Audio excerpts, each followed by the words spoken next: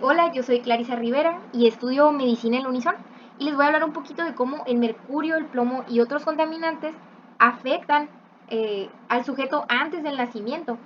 ¿Y cómo puede ser esto? Es porque estas sustancias dejan marcas en el ADN y después al momento de quererse transcribir este ADN lo va a hacer en base a ese patrón de marcas con el que fue marcado dependiendo de la sustancia a la que se quedó expuesto. Y pues empecemos con el plomo.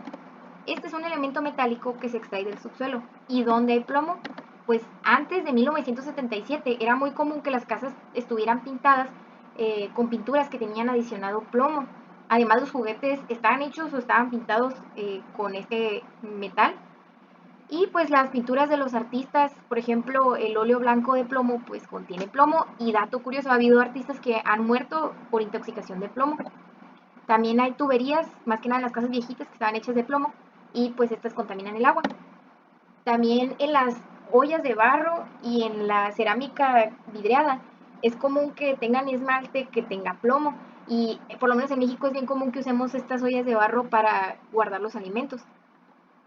Además se usaba en la medicina tradicional, hay algo que se llama sarcón, que es un tetróxido de plomo que se usaba para tratar la diarrea y además se usa como pigmento para, por ejemplo, hay un color que se llama rojo Saturno que contiene esta sustancia. También las industrias recicladoras de pilas pueden producir el plomo y puede estar en algunos cosméticos. Igual la industria minera. El plomo puede entrar por inhalación, porque lo tocas o porque lo ingieres. Como quiera que sea, va a terminar en la circulación y se va a unir a los eritrocitos y va a viajar hacia los tejidos blandos. Cuando es crónica esta exposición por plomo, se va a acumular en los huesos y en los dientes, porque el plomo compite con el calcio, entonces lo sustituye. Y después, ya sea pues porque la mamá se esté exponiendo a plomo o lo que se quedó guardado en huesos y dientes, que vive ahí alrededor de 17 a 27 años, pues se va a empezar a mover este plomo y va a llegar a la circulación fetal. Entonces, una vez que entra en la madre o en la población en general la intoxicación por plomo, se le llama saturnismo y este va a aumentar el riesgo de aborto. No me voy a poner a profundizar mucho en esto, pero en general las concentraciones que se generen de plomo en sangre van a ser lo que determine la gravedad o los síntomas que se presenten. Hay que estar alerta en general en casos de donde haya cefalea, sabor metálico, cólicos abdominales, o por ejemplo ya vimos que se iba a unir a los eritrocitos, entonces esto iba a hacer que se hagan más débiles y le puede producir una anemia, además de que cuando el momento de que se elimine el plomo lo hará por riñones y cuando salga pues los va a dañar produciendo nefropatías.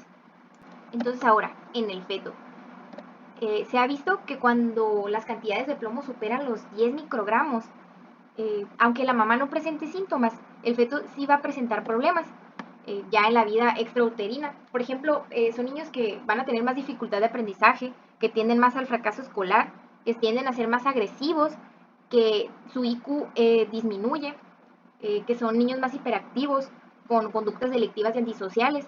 De hecho, se hizo un estudio donde se correlacionó los índices de delincuencia con la cantidad de plomo que se importaba para agregárselo a la gasolina y se dieron cuenta que si disminuían la cantidad de plomo que importaban, a la larga disminuían los índices de delincuencia.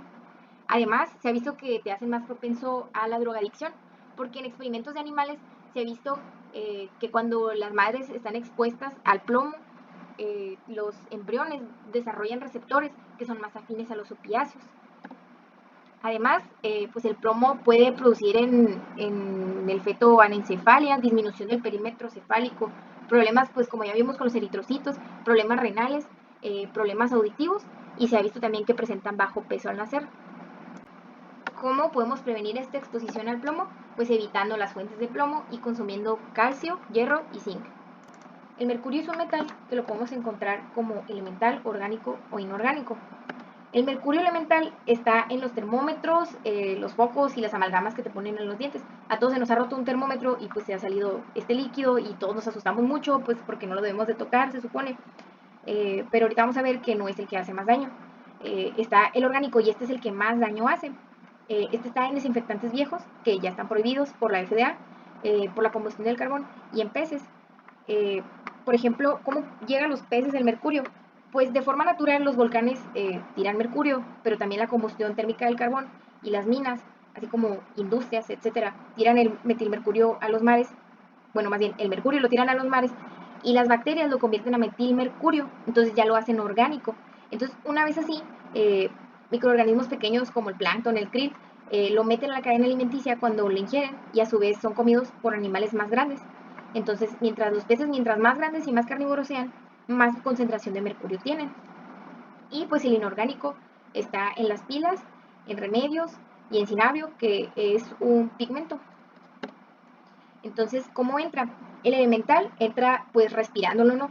Por eso es que casi no se absorbe por vía digestiva o por la piel, por eso es que no hay tanto problema si nosotros lo tocamos o no los comemos.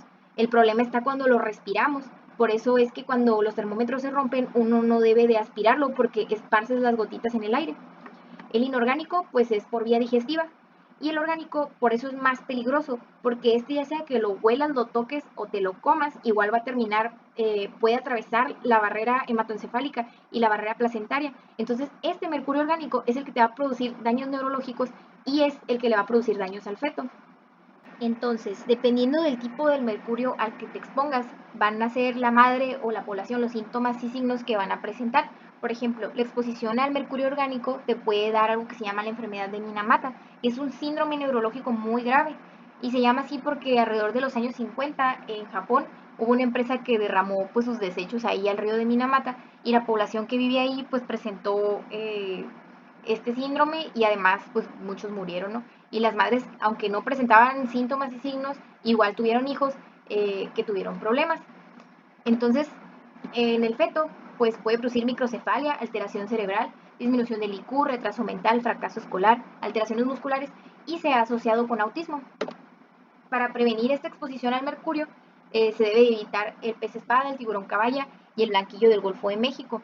Pero igual en el embarazo se recomienda a la mujer que siga consumiendo pescado, pues son fuente importante de lípidos y los lípidos son importantes para el desarrollo cerebral. Entonces, sí se debe de seguir consumiendo pescado, más se deben elegir especies con menor cantidad de mercurio posible. Ahora, el flúor. El flúor es considerado un contaminante natural porque se encuentra en el agua subterránea, así es como se llena de flúor con la interacción agua, pues roca, ¿no? Entonces, yo creo que todos hemos escuchado que con el flúor de las pastas de dientes o los enjuagues se fortalece el esmalte de los dientes y de hecho a la población se le suele dar agua con cierta cantidad de flúor para prevenir las caries. Entonces, todo está bien, pero dentro de los límites. La OMS dice que el límite de flúor debe ser de 1.5 miligramos por litro de agua. En Sonora hay un problema porque se ha reportado niveles muy elevados de flúor, de hasta 7.8 miligramos sobre litro. Entonces, en la población puede producir fluorosis dental y esquelética. En la embarazada puede producir, además de eso, puede producir un hipotiroidismo. Y eso es un problema porque pues la tiroides ayuda, las hormonas tiroideas ayudan al desarrollo del feto y el feto no puede producir estas hormonas, por lo tanto depende totalmente de las de la madre. Entonces, un feto que está expuesto a flúor va a tener alteración del aprendizaje, memoria, atención y organización vicioespacial, va a disminuir su EQ, que lo va a hacer propenso al fracaso escolar y a violencia, y va a producirle una displasia neural, interrupción de la síntesis de ciertos neurotransmisores. Y pues, ¿cómo prevenimos esto? Pues no tomando ni cocinando con agua de la llave y evitar ingerir pastas dentales. Y finalmente tenemos al monóxido de carbono, que es un gas que no lo puedes oler, no lo puedes ver, pero es muy tóxico y se produce por la mala combustión del carbono. Las fuentes de monóxido de carbono en el hogar son bastantes, como podemos ver en la imagen. También viene de los vehículos, industrias y sobre todo el tabaquismo.